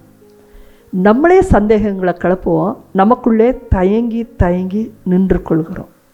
இந்த குணம் ஒவ்வொருத்தருக்குள்ளேயும் மிக பெரிதாக இருக்குதுங்க இன்னைக்கு. அதனால தான் குடும்ப உறவுகளில் யாருமே உண்மையோட நேர்மையோட இன்னைக்கு இல்லை. குடும்ப உறவுகளில் ஏன் சிதைவு இருக்குதுன்னா, ஒரு காலத்தில் நம்பிக்கையாக இருந்தவங்க விலகும் பொழுது அவங்கக்கிட்ட தயக்கமின்றி சந்தேகத்தை உடைச்சி, நான் இவ்வளோ நாள் நம்பினேன், இனியும் நம்புவேன் அப்படின்னு சொல்கிற எண்ணம் இன்றைக்கு இல்லை. சந்தேகத்தை வளர்க்க விட்டுட்டாங்க, அது மரமாக மாறுகிறது, அது பல கதவுகளை திறந்து விட்டுருது. இவங்க அலைஞ்சு தெரிஞ்சுக்கிட்டு இந்த திசையில் திரிகிறதெல்லாம் கரெக்டு அப்படின்னு மக்கள் நினைக்கிறார்கள். எங்கேயோ ஒரு இடத்துல ஒரு தயக்கம் வருது, இல்லையோ இது தப்பா, நம்ம போகிற பாதை கரெக்டான ஒரு கேள்வி வருதுல்ல, ஆனால் தயக்கம் எதுக்கு? அவங்க என்ன பெரிய ஆளா? எனக்கும் தான் பைபிள் தெரியும், எனக்கும் தான் ஆண்டவர் இருக்கார், எனக்கும் தான் பரிசுத்த ஆவியானவர் இருக்கார், நான் எதுக்கு அவங்கள்ட்ட போய் கேட்கணும்? தயங்கி தயங்கி நிற்பதனால தான் இந்த சந்தேகங்கள் பெரிதாகிறது. அன்பார்ந்தவர்களை, என்னை தயக்கமின்றி ஏற்றுக்கொள்வோர் பேர் பெற்றோர். என் வாழ்க்கையில் இது ஒரு சம்பவம் நடந்துச்சு. ஆரம்ப காலகட்டம், ஒரு 4வது வருடமாக இருக்கணும்னு நினைக்கிறேன். அப்போது ஊர்லேருந்து என் தங்கையும் என் கூட இருந்தாங்க. நாங்கள் 2 பேரும் வெளியில் ஷாப்பிங் போகலாம் அப்படின்னு கிளம்புற நேரத்தில் எனக்கு ஒரு ஃபோனில் ஒரு மெசேஜ் வருது. அதில் பார்த்திங்கன்னா என்னோடய எதிர் வீட்டுக்காரவங்க, அவங்க பேரெலாம் போட்டிருக்கு. அதிலேருந்து அவங்க சொல்கிறாங்க, நீங்கள் திடீர்னு இப்படி பிரசங்கம் பண்ண ஆரம்பிச்சிட்டிங்க, பணத்துக்காக தானே ஆரம்பிச்சிட்டிங்க, காசு கொட்டுது, அதனால தான் இந்த ஒரு ப்ரொஃபஷனை எடுத்துக்கிட்டீங்க, நீ ஒரு ஃப்ராடு அப்படி இப்படின்னு போட்டு பயங்கரமாக இருந்தது. ஒரு ஊழியராக இந்த இடத்துல நிற்கிறதெல்லாம் ரொம்ப கஷ்டமான காரியம். நல்லது செய்ய முடிஞ்சும், ஆனால் மனுஷங்க பூரா நம்மளை கேவலமாகவே பேசிகிட்டு இருப்பாங்க. அதை ஈடு கொடுக்க முடியாதுதான் அந்த வலி நேரத்தில் நிறையா பேரை மக்கள் விழ வச்சு அவங்க அந்த வலி நேரத்தில் சந்தேகங்களை கிளப்பி தான் விழுந்து போயிட்டாங்க. அன்பார்ந்தவர்களை, இப்படி யாரை வேணாலும் எடுத்துரிச்சு பேசாதீங்க. முதல்ல நன்மை செய்கிறவர்களை விரட்டி நமக்கு கிடைக்கப்படுறது ஒன்றுமே கிடையாது. அப்படி எனக்கு அன்றைக்கி ஒரு மெசேஜ் வந்துச்சு. ஆரம்ப காலகட்டம் வேறு, நான் ரொம்ப உடஞ்சிட்டேன், ரொம்ப முகமெல்லாம் மாறி ஹார்ட் அடிக்கிற மாதிரி ஆகி ரொம்ப வலி ஆகிடுச்சு. நாங்கள் 2 பேரும் ஒரு ஷாப்பிங் போயிட்டு வீட்டுக்குள்ளே வரும்போது நான் சொல்லிட்டேன், என்னை தனியாக விட்டுரு, நான் ஒரு ரூம்குள்ளே போகிறேன் அப்படின்னு சொல்லிட்டு, எனக்கு சாப்பாடு வேணாம் அப்படின்னு சொல்லிட்டு என் குடும்பத்தார்கள் எல்லாருக்கும் சொல்லிட்டு, நான் அவமானத்தில் என்னை எப்படி ஒருத்தர் சந்தேகப்படலாம், நான் பைசாக்காக நான் இந்த மாதிரி ஒரு ஊழியத்துக்கு வந்தேன்னு. என்னுடைய சாட்சியம் என்ன பாருங்கள், என்னோடய சாட்சியமானது கடவுளை நேரில் கண்டு நீ கோடி கோடியான மக்களை காண்பாயின்னு அவர் சொன்னது, நான் செஞ்ச வேலை இல்லை. இதை ஒரு நாள் இந்த மக்கள் நம்புகிறாங்க, ஒரு நாள் அப்படியே தூக்கி போட்ட மக்களே நான் நிறைய பார்த்துருக்குறேன். அதெல்லாம் ஒன்றுமே இல்லை அப்படிங்கிற மாதிரி நடக்கிற மக்களை என் கண்களில் நான் பார்த்துருக்குறேன். மக்களுக்கு எப்போவுமே இந்த பக்கமும் அந்த பக்கமும் நிலையான ஸ்திரமான நம்பிக்கை கிடையாது அந்த மக்களுக்கு.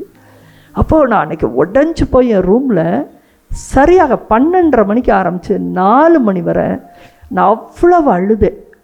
என்னுடைய வலி, என்னுடைய துக்கம், துயரம் இருட்டு. கடவுள் அனைத்தையும் வெளிச்சத்தில் எனக்கு வெளிப்படுத்தினார். நான் பார்த்துருக்கேன், அவர் பேசியிருக்கிறேன். ஆனாலும் இந்த மனிதர்கள் செய்கிற காரியம் வந்து என்னை அவ்வளோ உடைய வச்சுச்சு. இதை விட்டுட்டு போயிடலாம், ஏன்னா எல்லாரும் வந்து காசுக்கு வந்திருக்கேன்னு சொல்கிறதே என்னால் ஏற்றுக்கவே முடியல. ஏன்னா நான் காசுக்கு பின்னாடி போகிற ஆளே கிடையாது நான் எப்பொழுதுமே. அப்போ ஒரு அபாண்டமான ஒரு பொய்யை சொல்லும் பொழுது உடைந்து போகிறது உள்ளம். இது எதுக்கு என்னையை பார்த்து இவங்க சொல்லணும், இவங்க யார் என்னையே சொல்கிறதுக்கு, இப்படி பல விஷயங்கள் அப்படி உடஞ்சி அழுது அந்த சந்தேகங்கள் பெருசாக ஆகி நான் கடவுளை நம்பலை. அவருடைய அந்த உடன்படிக்கையின் வார்த்தை எனக்கு அப்போ புரியவே இல்லை. நான் அதெல்லாம் ஒதுக்கி தள்ளிக்கிட்டே போகிறேன். நான் இதை விட்டு வெளியே போகிறேன், எனக்கு தேவையில்லை அப்படின்னு சொல்லி 4 மணி வரை நான் அழுது.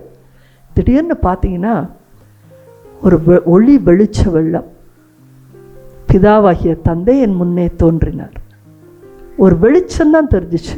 பெரிய குரலில், உன்னை நான் யோசுவா போல வளர்த்துருக்கிறேன், எதுக்கு இப்படி போய் உட்காந்து அழுதுட்டுருக்க, நீ நேர அந்த வீட்டிற்கே போய் செல், அப்படின்னு போய் பேசு அப்படின்னு சொன்னார். அன்பார்ந்தவர்களே, நீங்கள் ஒரு சந்தேக பிடியிலிருந்து வெளியேற வேண்டும் என்றால், பல உறவுகளை நீங்கள் தக்க வைக்க வேண்டுமென்றால், நீங்கள் எந்திரிச்சு போய் பேசுகிறது தான் ஆண்டவர் விரும்புகிற வழி. முதல்ல உட்காந்துக்கிட்டு பல பேருக்கும் இடரலாக இருப்பது ரொம்ப தப்பு. முதல்ல நீங்கள் உங்கள் எண்ணங்களை வெளிப்படுத்தி கண்டிப்பாக நம்ம இடரலாய்த்தான் நம்ம நிறைய பேர்த்துக்கு வாழ்ந்து கொண்டு இருக்கிறோம். இடரல், நம்ம எப்பேற்பட்ட மேலெழுந்த வாரியான கிறிஸ்தவ வாழ்க்கை வாழ்ந்தாலும் இடரல் செய்பவனுக்கு ஐயோ கேடுன்னு தான் ஆண்டவர் சொல்லியிருக்கிறார். கடவுள் நல்ல வேளை அன்னைக்கு என்னை வந்து இடரல் பட விடலை. அவர் சொன்ன வார்த்தை, எழுந்து போய் அவங்கக்கிட்டே பேசுனார். நான் கதவை திறந்தேன், என் கணவரை கொஞ்சம் வாங்கன்னு அழைச்சேன். 2 பேரும் அடுத்த வீட்டுக்குள்ளே போனோம். அவங்க எங்களை பார்த்து ரொம்ப ஆச்சரியப்பட்டு, என்ன திடீர்னு வரீங்க அப்படின்லாம் சொல்லிட்டு, வாங்க உட்காருங்கன்னு ரொம்ப நல்ல விதமாக எங்களை வரவேற்றாங்க. நான் ஸ்ட்ரைட் டு த பாயிண்ட்டுங்கிற மாதிரி என் ஃபோன் எடுத்து, ஏன் இப்படி எனக்கு அனுப்புனீங்க அப்படின்னு கேட்டேன். அவங்க வாசித்து பார்த்து ஓன்னு அழுதாங்க. என் காலை பிடிச்சிட்டு சொன்னாங்க, நீங்கள் இறையடியார், நான் அப்படி சொல்வேனா, நான் சொல்லவே இல்லைங்க, இது எங்களோடதே இல்லைங்க, ஒருத்தர் போட்டிருக்காங்க, நாங்கள் இப்படிலாம் செய்கிறோன்னு சொல்லி போட்டிருக்காங்க, வாசித்து பாருங்கன்னு சொன்னாங்க. நான் அப்புறம் தான் வாசித்து பார்த்தேன். ஏன்னா நம்ம எடுத்த உடனே விஷயத்தை பார்த்த உடனே இவங்க அனுப்பிட்டாங்கன்னு நான் நினச்சிட்டேன். அது பார்த்தா இந்த பக்கம் எதிர் வீட்டுக்காரவங்க இவங்கள பற்றி அவ்வளோ மோசமாக எனக்கு அனுப்புனது. அப்போது ஏன் இப்படி அனுப்புனாங்க அப்படின்னு கேட்கும் பொழுது அவங்களோட கஷ்டத்தை சொல்கிறாங்க. அவங்களுக்கு எங்களுக்கு ஒரு விரோதம் இருக்குது, அதனால் எங்களை பற்றி எல்லா இடத்துலையும் தப்பாக போடுறாங்க. நம்ம 2 பேரும் நல்ல ஃப்ரெண்ட்ஸாக பேசிக்கிறத அவங்க பார்த்துட்டே இருக்கிறாங்க. நம்ம உறவுகளை முறிக்கிறதுக்காக பிசாசு செய்த வேலை இது. அதனால் அவங்க தாங்க எல்லா பக்கம் போடுறவங்க தாங்க உங்களுக்கு அனுப்பியிருக்கிறாங்க அப்படின்னு சொல்லி ரொம்ப அழுதாங்க. எனக்கு கஷ்டமாக போச்சு. அப்புறம் நான் வந்து அதான் நான் கேட்கலானே வந்தேன் அப்படின்னு சொன்னேன். அப்போது ஒரு வார்த்தை சொன்னாங்க அவங்க, சிஸ்டர், எத்தனையோ பேருக்கு இந்த மாதிரி போய் அவங்க எங்களோட உறவுகளை முறிச்சுக்கிட்டாங்க, நீங்கள் எங்களை பற்றி தப்பாக பேசுகிறீங்க, இல்லாத பொல்லாதெல்லாம் சொல்லிட்டீங்கன்னு சொல்லி நிறைய பேர் முறிச்சுக்கிட்டாங்க. நீங்கள் ஒருவர் மாத்திரம்தான் நேரடியாக எங்கள் வீட்டுக்கு வந்து விஷயத்தை கேட்டு நீங்கள் வந்து தெளிவுபடுத்தி கொண்டீங்க. உங்கள்கிட்ட இப்போ சந்தேகம் இல்லை, இந்த இடத்துல மீண்டும் நம்பிக்கை வச்சுருக்கிறீங்கன்னா நான் அடித்து சொல்கிறேன், கடவுள் உங்களுக்குள்ளே இருக்கிறார் சகோதரின்னு சொன்னாங்க. Praise the Lord. இது என் வாழ்க்கையின் அனுபவத்தில் நடந்த சம்பவம். அன்றைக்கி நான் மட்டும் நேரடியாக எந்திரிச்சு போகலை, நேரடியாக அந்த விஷயத்தை அட்ரஸ் பண்ணலை, நேரடியாக அந்த ஆதங்கத்தை நான் வெளிப்படுத்திக்கலை. எனக்கு இப்படி ஒரு துக்கம் இருக்குதுன்னு கூட நான் வெளியே சொல்லலைன்னா சந்தேகத்தின் மரமாகத்தான் நாம் மாறிவிடுவோம். ஒரு சந்தேகம் என்பது பலருக்கும் இடரலாக மாறும். குடும்பத்துக்கு கண்டிப்பாக இடரலாக மாறும். குடும்பமே வேறு ஒரு திசையில் ஓடும், தன் சொந்த பந்தம் வேறு ஒரு திசையில் ஓடும். இன்றைக்கி மக்கள் எல்லோரும் அப்படித்தான் இருக்கிறாங்க. ஒரு இடத்துக்கு போகிறாங்க, அதை விட்டுட்டு இன்னொரு இடத்துக்கு போகிறாங்க. காரணம் என்ன? ஒருவர் அங்கேருந்து சந்தேகத்தை கிளப்புவார், பின்னாடியே ஒரு கூட்டம் ஓடிக்கொண்டே இருக்கும். இடரலாய் இருப்பவனுக்கு ஐயோ கெடுன்னு ஆண்டவர் சொல்லியிருக்கிறார். அன்பார்ந்தவர்களே, சந்தேகம் வருவதும் கூட இயல்பு தான். நமக்கு நினச்சா எல்லாத்துலேயுமே சந்தேகம் வருது. ஒரு ஆன்லைனில் ஒரு ட்ரெஸ்ஸை ஸ்க்ரால் பண்ணி பாருங்கள், ரொம்ப அழகாக இருக்குது பார்க்க, கலர் அது இதெல்லாம் சரியாக காஸ்ட்லியாக இருக்கும் போல இருக்குது, 1000 ரூபாய் இருக்குமா அப்படின்னு இப்படி கீழே பார்க்குறீங்க, 250 rupees, 250 ரூபாயா, டூப்ளிகேட் போல் இருக்குது. உங்களுக்கு காசு குறைஞ்சாலும் அது டூப்ளிகேட் தான், 2000 ரூபா போனாலும் இது மட்டும் அப்படின்னு நம்ம நினைப்போம். அதனால் சந்தேகங்கிறது நம்ம உள்ளத்தில் எப்பொழுதுமே எழும்பி எழும்பி வருது. சந்தேகங்கிறது தான் அவநம்பிக்கைகள் எழும்பிட்டே வருது. 250 ரூபாய்க்கு ஒருவேளை நல்லதாக கொடுக்க வாய்ப்பு இருக்குது, அது நமக்கு தெரியாது, நம்ம வாங்கலை, நம்ம பார்க்கலை, உணரலை. ஆனால் நம்ம மைண்டு தான் எல்லாத்தையுமே பேசுது. அனைத்து பிரச்சனைகளும் இந்த இடத்துல தான் நடக்குது ஒழிய உலகத்திலே இல்லை. அது இன்னொரு இடத்துல இல்லை. முதல்ல நமக்குள்ள ஏற்படுகிற மூளையின் மாற்றம்தான் இந்த அவநம்பிக்கை. புரிந்து கொள்ளுங்க. அதனால தான் கடவுள் சொல்றாரு, கடவுள் அனைத்தையும் வெளிச்சத்திலே வெளிப்படுத்துகிறார் என்று சொல்லுகிறார். அப்போ இன்னைக்கு விவிலியத்தை எடுத்து பாருங்க, அனைத்தும் வெளிச்சத்தில் வெளிப்படுத்தி இருக்கிறது. ஜெனிசிஸ்லேருந்து ரெவலேஷன் வரை, முதல் தொடக்கத்திலேருந்து இறுதி வரை இந்த மனிதர்களுக்கு என்ன நடக்கும், முடிவு காலம் எப்படி இருக்கும், எல்லாத்தையுமே வெளிப்படுத்திட்டாரு. ஆனால் இன்றைக்கும் கடவுளை ஏற்றுக்கொள்ளாதவர் ஏராளம், இயேசுவின் மீது நம்பிக்கை வைக்க முடியாதவர் ஏராளம். இன்றைக்கி கடவுளே இல்லைன்னு சொல்லிட்டு நம்பிக்கைக்குள்ள இருக்கிறவனுக்கு நம்பிக்கையே இல்லாத பாதையில் இருக்கிறது அதை விட ஏராளம். ஏன்னா இந்த சந்தேகத்தின் பாதையிலே நாம் நடக்கிறோம். அன்பார்ந்தவர்களே, புதிய திருச்சபையை பற்றி 1 கொரிந்தியர் 1 பவுல் பேசும்பொழுது சொல்கிறார், உங்களுக்குள்ளே பிளவுகள் ஆகாதுன்னு சொல்கிறார். அப்போ ஒரு கூட்டத்துக்குள்ளே ஒரு பிளவு ஆகாது, அது திருச்சபையை உடைக்கும்னு சொன்னால், உனக்குள்ளே 1000 பிளவுகளை நீ உனக்குள்ளே விட்டினா உன்னுடைய வாழ்க்கை நலமாய் இருக்காது. நீங்கள் ரட்சிக்கப்பட்ட அனுபவத்தோடு இருக்கிறீங்களா? மீட்படைந்த அனுபவத்தோடு இருக்கிறீங்களா? அப்போ இயேசு உங்களுக்கு யாராக இருக்கிறார்? உங்களுக்கு எந்த வழியை நோக்கி அவர் போகச் சொன்னார்? அந்த வழியை விடாமல் சென்றடையுங்கள். சந்தேகத்திற்கு இடம் கொடுத்து பல கிளைகளில் அலைந்து திரியாதிருங்கள். அந்த பாதையில் நடக்கும்போது உங்களுக்கு யாரையெல்லாம் நண்பர்களாக கடவுள் கொடுத்தார் யோசிச்சு பாருங்கள். அந்த நண்பர்கள் இன்றைக்கும் கடவுளோடு இருக்கிறார்கள் என்றால் அவர்கள் உண்மை கூறியவர்கள். அவர்களோடு நடந்து சொல்லுங்கள். இந்த நடுவில் பிரிச்சுட்டு போகிறவங்களோட யாருமே உறவே வச்சுக்காதீங்க. பிரித்து போகிறவர்கள் அப்படியே பல பேரை இழுத்துக்கிட்டு தான் போவாங்க. அவங்களுக்கே வழி தெரியாத குருடர்கள். அப்போ குருடர்கள் மற்றவர்களுக்கு குருட்டு வழிகாட்டிகளாக இருப்பார்கள். ஒவ்வொருத்தருக்கும் தனிப்பட்ட திட்டத்தை தான் கடவுள் வைத்திருக்கிறார். யோவானுக்கே ஒரு திட்டத்தை எவ்வளவு அழகாக அவர் சொல்கிறார். இவரை நான் உலகத்திற்கு வெளிப்படுத்தும் பொருட்டே நான் வந்திருக்கிறேன்னு சொல்கிறார் அவர். உங்களுக்கும் அப்படித்தான். ஒவ்வொருவருக்கும் ஒரு தனிப்பட்ட திட்டம். காங்கிரிகேஷன்ஸ் பாருங்கள், இன்றைக்கி கேத்தலிக் மினிஸ்ட்ரியில் நிறைய காங்கிரிகேஷன்ஸ் இருக்குது. ஒவ்வொருத்தருக்கும் ஒவ்வொரு சட்டத்திட்டங்கள், ஒரு ஃபவுண்டர் இருக்கிறாங்க. நமக்கு கடவுள் ஒரு இடத்துல போய் தான் வேலை செய்ய சொல்கிறார், பல இடத்துல போய் நிற்க சொல்கிறல. நம்ம டிசர்னிங் பவர் இருக்கணும். இத்தனை வருடங்கள் வெளிச்சத்தில் கடவுள் எதெல்லாம் செஞ்சுருக்கிறாரு யோசிக்கணும். நீங்கள் முதல்ல அதை யோசித்தீர்கள் என்றால் இறுதி வரைக்கும் அந்த பாதையில் தான் நம்ம போகணும். ஏனென்றால் தொடங்கினவர் அவரே. ஆமென். புரியுதுங்களா? திட்டத்தை வைத்து நம்மை தொடங்குபவர் அவரே. அவரை நம்பினா தான் இறுதி வரைக்கும் அவர் நம்மை அழைத்து செல்வார். இந்த சந்தேகங்களுக்கு இடம் கொடுக்கிறவர்லாம் இந்த பாதையை விட்டு விட்டு, நம்ம தாயின் வயிற்றிலே அபிஷேகம் பண்ணப்பட்டிருக்கோம் அந்த காரியத்திற்கு, ஆனால் அந்த பாதையை விட்டு வேறு பாதைகளில் தொலைந்து போக இன்றைய காலம் ரொம்பவும் சந்தேகத்திற்கு இடமான காலமாக இருக்கிறது. பொய் உண்மை போல சேரும். அதுதான் உண்மை போல இருக்குன்னு. அதில் கொஞ்ச நாள் ஒரே குஷியாக தான் இருக்கும். உண்மையில் ரொம்ப குஷியாக இருக்கும். இன்னொரு சம்பவத்தை நான் சொல்கிறேன். ஒரு பெண் நல்லா ஜபத்தோடு வந்துட்டே இருந்தாங்க. அப்புறம் கொஞ்ச நாளாக என் கூட இல்லை. அப்போ அவங்க வெளியே போயிட்டாங்க ஒரு 4-5 வருஷத்துக்கு முன்னாடி. அப்போ எனக்கு அவங்க வேறு எங்கேயோ போகிறதா எனக்கு காதில் விழுந்துச்சு. நான் அதை கேட்டுட்டு அவங்களுக்கு பிரியம் அவ்வளோதானே அப்படின்னு சொல்லிட்டு நான் அசால்ட்டை விட்டுட்டேன். ஆனால் எதேச்சியாக அவளுடைய கணவரை ஒரு இடத்துல நான் பெட்ரோல் பங்க்கில் சந்திக்க நேரிட்டது. என்னுடைய உள்ள என்ன சொல்லிடுச்சு, அவங்க என்ன வேணால் செஞ்சுக்கிற உரிமை இருக்குது, அவங்க என்னமோ பண்ணுறாங்க அப்படின்னு நினச்சிட்டேன். ஆனால் அந்த பெட்ரோல் பங்க்கில் பார்க்கும் பொழுது உண்மை வெளிப்பட்டே தீருங்க. அவங்க கணவரை பார்த்த உடனே அந்த இறைவாக்கு வெளியே வந்தது, உன் மனைவி ஒரு போலி போதகருக்கு பின்னாடி திரிகிறாங்க, அதை கடவுள் வெளிச்சத்தில் வெளிப்படுத்துவார், அப்போ நீங்கள் வெக்கப்பட்டு போவீங்க அப்படின்னு சொல்லிட்டு நான் காரில் ஏறி போயிட்டேன். 4 வருடங்கள் எடுத்ததுங்க. ஆனால் 4 வருடங்கள் இருந்தது. அதன் பிறகு அந்த போதகர் எவ்வளோ பெரிய போலியானவர் என்று சொல்லி எல்லா பக்கமும் வெளியே வந்தபோது அவங்க கண்டிப்பாக இந்த இறைவார்த்தை இறைவனுடைய வார்த்தை அன்றைக்கு வெளிப்பட்டதை அவங்க கண்டிப்பாக உணர்ந்திருப்பாங்க. கடவுளுக்கு தெரியும் நீங்கள் தவறாக போகிற திசைகள் தெரியும். ஆனால் அந்த போகிற மக்கள் ஒரே குஷியாக தான் இருப்பாங்க. அங்கேயும் போய் நான் ஆராதிக்கிறேன், அங்கேயும் போய் நான் ஜெபம் பண்ணுறேன், எல்லாம் நடக்கும். ஆனால் கடவுள் விரும்பாத பாதைகள் ஏராளம் இருக்கிறது. நம்ம சுற்றிலும் 1000 விரும்பாத பாதை இருக்கிறது. அவர் நெருக்கத்தின் வழியாக போக சொல்கிறது ஒரே ஒரு பாதையாகத்தான் இருக்கிறது.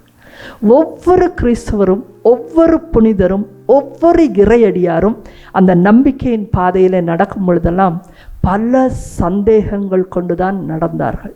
விழக்கூடிய தருணங்கள் இருந்தது. ஆனால் அன்பார்ந்தவர்களே, உங்களுடைய துன்பகரமான துக்ககரமான நேரத்தை கடவுள் அறிந்தே இருக்கிறார்.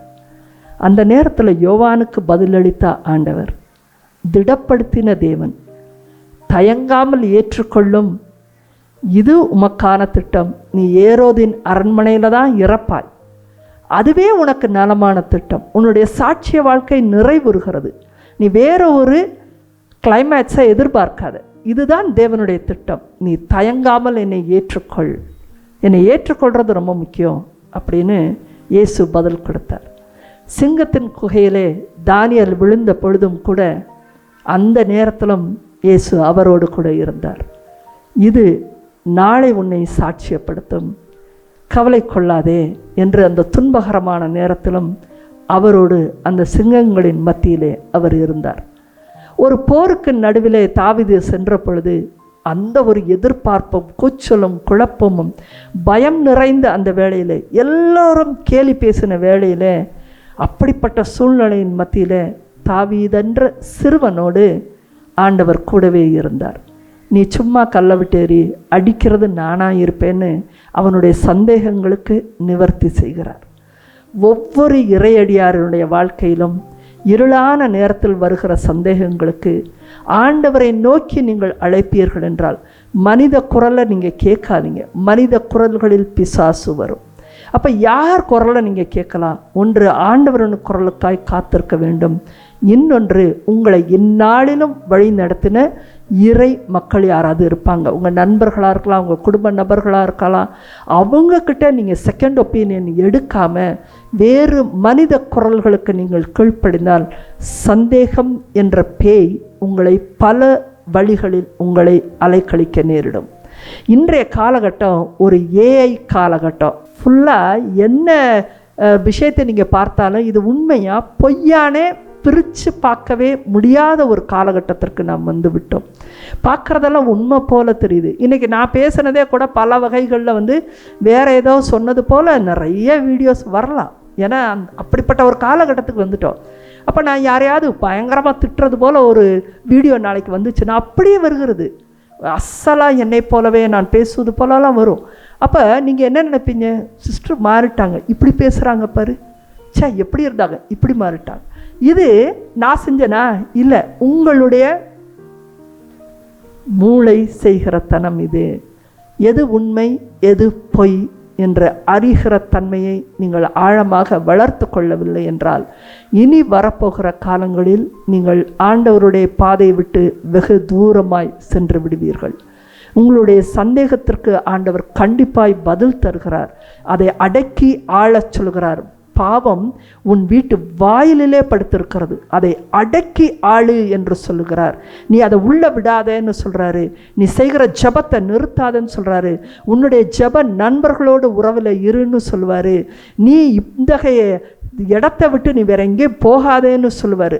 ஆனால் மனிதர்கள் தான் விருப்பத்தோடு களியாட்டத்தை நோக்கி, இந்த காணாமல் போன ஆடு ஆடுதான் ஓடும், செப்பாடா ஓட்டி விடுறாரு, ஆடு தான் ஓடுது, அதை இதே வராக்கு பார்த்து அது நல்லா இருக்கே, அங்கே நல்லா இருக்கே, கலராக இருக்கேன்னு சொல்லி ஓடுறது ஆடு தான். அதனால் ஓடுகிற ஆடாய் மாறிவிடாதீர்கள்.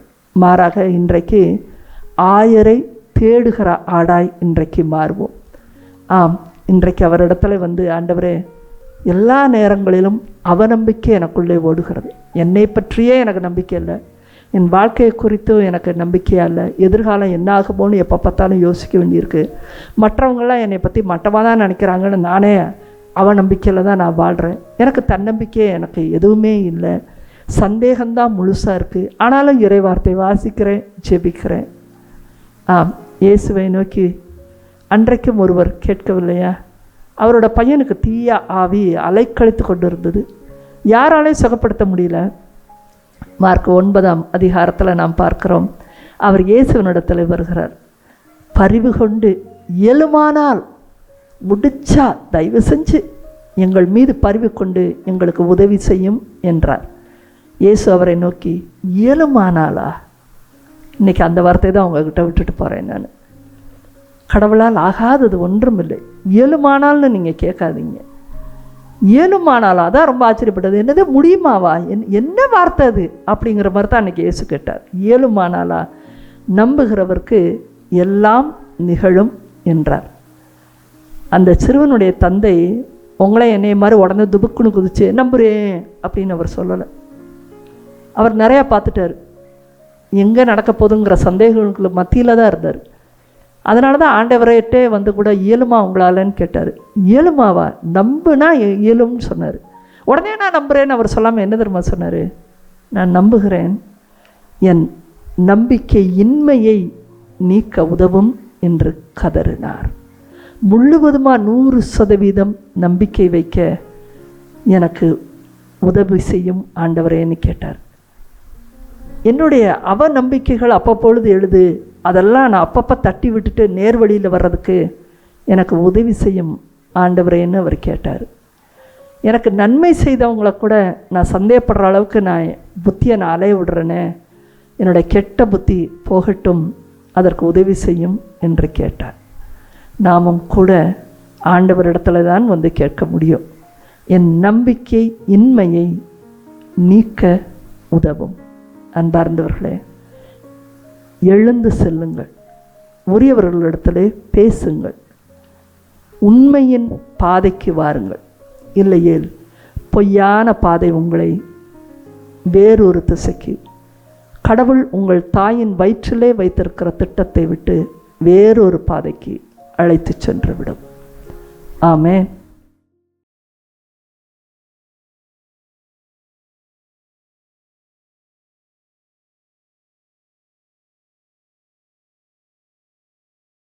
நான் நிற்கும் பூமி நிலை குலைந்து அழிந்தாலும், என் நம்பிக்கையின் அஸ்திவாரம் அசைந்தாலும், நான் நிற்கும் பூமி நிலை குலைந்து அழிந்தாலும், என் நம்பிக்கையின் அஸ்திவாரம் அசைந்தாலும், நான் நம்புவதற்கு ஒன்றுமில்லை என்றாலும், நம்புவேன் என் இயேசு ஒருவரை. நான் நம்புவதற்கு ஒன்றும் இல்லை என்றாலும், நம்புவேன் என் இயேசு ஒருவரை. நம்புவேன் என் இயேசு ஒருவரை. நம்புவேன் என் இயேசு ஒருவரை. நம்புவேன் என் இயேசு ஒருவரை. நான் நம்புவேன் என் இயேசு ஒருவரை. ஆமாண்டவரே, நாங்கள் எல்லோரும் உம்மை மாத்திரமே நம்ப எங்களுக்கு நீர் உதவி செய்தரணும். ஒரு நாளின் பொழுதில் எத்தனையோ விதமான காரியங்களில் எங்களுக்கு அவநம்பிக்கைகள் தோன்றிக்கொண்டே இருக்கிறது. இந்த மக்களின் மீது இரு இரக்கமாயிரும் ஆண்டவரே. இன்றைய நாளிலும் யாரெல்லாம் துன்பத்தில் துயரத்தில் இருளிலே இருக்கிறார்களோ ஒவ்வொருவருக்குள்ளாகவும் இருக்கிற அநேக சந்தேகங்களை நம்பிக்கை இன்மைகளை நீர் இன்றை நீக்கி அருள்வீராக சுவாமி. தொலைந்து போயிருக்கிற மக்களுக்கு நீர் ஒளியை தருவீராக ஆண்டவரே. இதோ என்னுடைய ஜெபம் கேட்கப்படுகிறதா, நான் பாவியாய் இருக்கிறேன் என்று அழுகிற அநேக மக்களுடைய கண்ணீரை நீர் இன்றைக்கு கண்ணோக்கி பார்ப்பீராக சுவாமி. இதோ உம்முடைய பிரசன்னம் இந்த வேளையிலே எங்கள் ஒவ்வொருவரின் மீதும் இறங்குவதாக ஆண்டவரே. நீர் ஒருவரை தேர்ந்தெடுத்து வழி நடத்தும் பொழுது ஒரு பொழுதிலும் நீர் கைவிடுவதில்லை ஆண்டவரே. இதோ நாங்கள் நேர்மையான பாதைக்கு திரும்ப நீர் எங்களுக்கு ஆலோசனைகளை தருவீராக சுவாமி. இதோ உம்மை மாத்திரமே நம்புகிற எங்கள் ஒவ்வொருவருக்கும் நீர் புதிய பாதையை காண்பிப்பீராக ஆண்டவரே. இதோ புதிய திடத்தை நீர் தருவீராக, எழுந்து நிற்கக்கூடிய பலத்தை நீர் தருவீராக, நேரடியாக சென்று சந்தித்து செய்ய வேண்டிய காரியங்களை செய்யும்படி எங்களுக்கு பலன் தருவீராக. இதோ நாங்கள் ஊனமுற்றவர்களாய் அதுபோல நாங்கள் அமர்ந்திருக்கிறோம். இதோ எங்கள் கால்களை நீர் ஸ்திரப்படுத்தும் ஆண்டவரே. நம்பிக்கை கொண்டோரின் கால்களாக எங்களை நீர் மாற்றும் ஆண்டவரே. இதோ எங்கள் கால்கள் எந்த இடத்திற்கு செல்ல வேண்டுமோ அந்த இடத்திற்கு செல்லும்படியாய் இதோ எங்கள் கால்கள் ஸ்திரப்படுத்தப்படுவதாக சுவாமி. இதோ எங்களை கைகளை நீர் உறுதிப்படுத்தும் ஆண்டவரே. இந்த அவ நம்பிக்கையின் மத்தியிலே நாங்கள் வீழ்ந்து கிடக்கிறோமே, செய்ய வேண்டிய காரியங்களை செய்ய முடியாமல் நாங்கள் வீழ்ந்து கிடந்தால் இன்றைய நாளில் நீர் ஸ்திரப்படுத்தும் ஆண்டவரே. இதோ எங்களுடைய மனக்கண்களை நீர் திறந்து விடும் சுவாமி. எந்த இடத்துல அவ நம்பிக்கையோடு நான் நிற்கிறேன் என்று புரிந்து கொண்டு நாங்கள் நம்பிக்கையோடு வர எங்கள் மீது உம்முடைய ஆவியை நீர் தாரும் சுவாமி. உம்முடைய ஆவியினாலே எங்களை நிரப்பும் ஆண்டவரே, நிரப்பும் சுவாமி. என் பாதையெல்லாம் அந்தகாரம் சூழ்ந்தாலும் உதவி செய்ய ஒருவரும் இல்லை என்றாலும், என் பாதையெல்லாம் அந்தகாரம் சூழ்ந்தாலும் உதவி செய்ய ஒருவரும் இல்லை என்றாலும். ஆம், இன்றைய நாளில் அநேக பேருடைய பாதைகளெல்லாம் அந்தகாரங்கள் சூழ்ந்து இருக்கலாம். இருட்டான வழியில் நீங்கள் நின்று கொண்டு இருக்கலாம். அநேக உறவுகளை தொலைச்சவங்களா கூட நீங்கள் நிற்கலாம். ஆண்டவரை நோக்கி கூப்பிடுங்க. ஆண்டவரே, நான் தவறான ஒரு இடத்துல நின்றுட்டேன், அவ நம்பிக்கையின் மேலே நான் நின்றுட்டு இருக்கேன். நான் எனக்கும் என் குடும்பத்தாரும் ரட்சிக்கப்பட இன்றைய நாளில் உம்முடைய ஆசீர்வாதம் எனக்கு வேணும் ஆண்டவரே. பாதையெல்லாம் அந்தகாரத்தில் நிற்கிறேன். நாங்கள் வெறும் இருளாக இருக்குது. அநேக சந்தேகங்கள் உண்டு, பயம் உண்டு, எதிர்காலத்தை குறித்த அவமானங்கள் எங்களுக்கு தெரிகிறது. எங்கேயோ நாங்கள் பாதிப்படைஞ்சது போல நின்றுட்டுருக்கோம். ஆண்டவரே, என்னையும் என் குடும்பத்தாரையும் நீர் மாற்றும் ஆண்டவரே. இந்த அவநம்பிக்கைகள் எல்லாம் தீர்படி இதோ எங்கள் மத்தியிலே நீர் வாரும் ஆவியானவரே. இன்றைய நாள் உங்களுடைய பாரத்தை எல்லாம் ஆண்டவரிடத்தில் விட்டு விடுங்க. இதோ இறைவார்த்தை சொல்லுகிறதே, சுமை சுமந்து சோர்ந்திருந்தால் அவரிடத்துல வாருங்கள் என்று சொல்லி இயேசுவினிடத்துல வரலாமா? அவர் உங்களை ஆற்றி தேற்றுகிறவராய் இருக்கிறார். உங்களுடைய சந்தேகங்களுக்கான பதில் இதோ தாழ்மையோடு என்னை ஏற்றுக்கொள்ளுகிறவன், தயக்கமின்றி என்னை ஏற்றுக்கொள்ளுகிறவன் மீட்படைவான் என்ற வார்த்தைக்கேற்ப இதோ ஆண்டவரே, நீங்கள் என்னை சரியான பாதைக்கு எடுத்து சொல்லுங்க. நான் யார் யார் மீதெல்லாம் நான் கோபமாக இருந்தேனோ, வன்மம் கொண்டிருந்தேனோ, தவறுதலான பார்வையை வச்சிருந்தேனோ, அது எல்லாவற்றையும் நான் மாற்றும்படி எனக்கு உதவி செய்யுங்க. அவர்களையும் நான் ஏற்றுக்கொள்ளும்படி எனக்கு உதவி செய்ய வாங்க. நீங்கள் இதோ நல்லவர்களை நான் ஏற்றுக்கொள்ளும்படி எனக்கு நல்ல புத்தியை எனக்கு தாங்க. தீயவர்களை கூட நான் மன்னிக்கும்படி எனக்கு நல்ல உணர்வை எனக்கு தாருங்க. எனக்கான பொறுப்புகளை நான் உணரும்படி இதோ என் சந்தேகங்களை எடுத்து போடுங்க. என்னிடத்துல நீங்கள் நம்பிக்கையோடு சில பொறுப்புகளை கொடுத்துருக்குறீங்க. அந்த பொறுப்பை நான் உணரும்படி இதோ என்னுடைய அவன் நம்பிக்கைகளெல்லாம் வெளியேறட்டும் ஆண்டவரே. நான் எந்த இடத்துல அபிஷேகம் பெற்றுக்கொண்டேன் என்று அறிவுறுத்தி நினைவுறுத்தி இதோ என்னை மீண்டும் அபிஷேகம் தகப்பனே. நான் ஒரு பொழுதிலும் தவறுகளுக்குள்ளே நுழைஞ்சு விடாதபடி என்னை இன்றைக்கு நீர் மாற்றும் ஆண்டவரே. என் பாதையெல்லாம் அந்தகாரம் சூழ்ந்தாலும் உதவி செய்ய ஒருவரும் இல்லை என்றாலும், என் பாதையெல்லாம் அந்தகாரம் சூழ்ந்தாலும் உதவி செய்ய ஒருவரும் இல்லை என்றாலும், என்னை தேற்றுவதற்கு யாரும் இல்லை என்றாலும், நம்புவேன் என் இயேசு ஒருவரை. என்னை தேற்றுவதற்கு யாரும் இல்லை என்றாலும், நம்புவேன் என் இயேசு ஒருவரை. இதோ உங்களுக்கு தேற்றுவதற்கு யாரும் இல்லை என்று சொல்லி கடவுளை விட்டு கூட நீங்கள் தொலைவில் நின்று நான் தனியாக நிற்கிறேனேன்னு நீங்கள் நினச்சிட்டு இருந்தாலும், இன்றைய நாளில் ஆண்டவர் உங்களோடு கூட இருக்கிறார். உங்களுக்கு ஸ்திரப்படுத்த பலப்படுத்த அவர் இருக்கிறார். அவர் உங்களுக்கு நலமான திட்டத்தையே வைத்திருப்பார். யோவானும் அன்றைக்கு அந்த சிறையில் நான் மரிச்சு போவேனா, இது வல்ல கடவுளுடைய திட்டம், அவர் நலமான திட்டத்தை வச்சிருப்பார்னு அவர் வேறொரு திட்டத்தை நினைச்சிருக்கலாம். நீங்களும் சிறையில் இருந்தாலும் கடவுள் இதிலும் இருக்கிறார், இதுவே நலமான திட்டமாக இருக்கக்கூடும்னு சொல்லி அமைதிப்படுத்தி கொள்ளுங்க. நீங்கள் இந்த சிறையிலிருந்து விடுதலை பெற வேண்டும் என்றால் தானியேலுக்கு செய்த ஆண்டவர் உங்களுக்கும் அவர் செய்வார். உங்களுக்குள்ள இருக்கிற அவநம்பிக்கையை மட்டும் தூக்கி போடுங்க. ஆண்டவர் ஒரு பொழுதிலும் உங்களை கைவிடுவதில்லை, உங்களை கை நெகிழ்வதில்லை, உங்களை அந்த இருட்டு அறைக்குள் அவர் விடுவதே இல்லை. யாரெல்லாம் தன்னை நோக்கி யாரெல்லாம் கூப்பிடுகிறார்களோ அவர்களுக்கு அருகிலேயே நான் இருக்கிறேன் என்று சொன்னவர் உங்களுடைய துன்பகரமான நாட்களுக்கு மத்தியின்னு இருக்கிறாரு. இதோ எழுந்து ஒளி வீசு என்று தான் சொல்கிறாரு. உங்களுக்கு உதவி செய்யறதுக்கு ஆட்கள் இல்லாவிட்டாலும் உங்க உள்ளத்துல இன்னைக்கு பரிசுத்த ஆவியானவர் பேசட்டும். நீ தனிமையில் இருக்க வேண்டிய அவசியம் கிடையாது, நீ முறிந்து போன கிளையா இருக்க வேண்டிய அவசியம் கிடையாது. நீ எழுந்து சென்று உனக்கு அபிஷேகம் செய்யப்பட்ட வேலையை நீ செய்ய ஆண்டவர் சொல்றாரு. உன்னோடு கூட இருக்கக்கூடிய நபர்களை ஆண்டவர் கொடுத்திருக்கிறாரு. உற்றார் உறவினர் சொந்த பந்தங்கள் கூட பிறந்தவர்கள் இதெல்லாம் ஆண்டவர் கொடுத்த சொந்தங்கள். அதை நீ விலகி சந்தேகங்களோட விலகி இருப்பது தவறு. முதல்ல அந்த சந்தேகங்களை தூக்கி போட்டு கடவுள் கொடுத்த உறவுகளோட நீ போய் இருக்க வேண்டியதுதான் ஆண்டவருடைய திட்டம். இது ஆண்டவருடைய கட்டளையா இன்றைக்கு வருகிறது. கடவுள் கொடுத்த உறவுகளை நீங்க தேடி போங்க. அந்த உறவுகளுக்கு மத்தியில் ஆண்டவர் இருக்கிறார்னா ஆண்டவர் உங்களோடு கூட இருப்பாரு. எழுந்து ஒளி வீசு என்றுதான் ஆண்டவர் உங்களை பார்த்து சொல்றாரு. எதிர்காலத்தை குறித்து அஞ்சாதீர்கள், கலங்கி நிற்காதீர்கள். ஒவ்வொரு காரியத்தையும் ஏற்ற வேளையிலே ஆண்டவர் செய்து கொண்டேதான் இருப்பார்.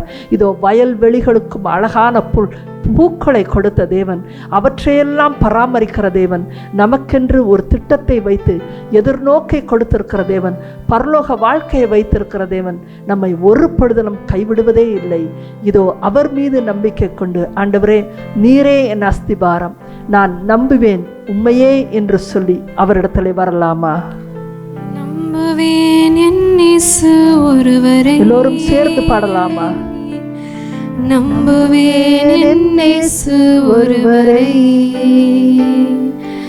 நம்புவேன் என் இயேசு ஒருவரை, நம்புவேன் என் இயேசு ஒருவரை. எந்த துன்ப இருளில் நீங்கள் இருந்தாலும் இன்றைய நாள் முழுவதும் கடவுள் உங்களுக்கு வெளிச்சத்தில் செய்ததையெல்லாம் நினைவு கூர்ந்து பாருங்கள். நன்றி உள்ளவர்களாய் இருப்போம். வெளிச்சத்தில் நமக்கு ஒளியை கொடுத்த தேவனிடத்திலே மீண்டும் செல்வோம். ஆமென்.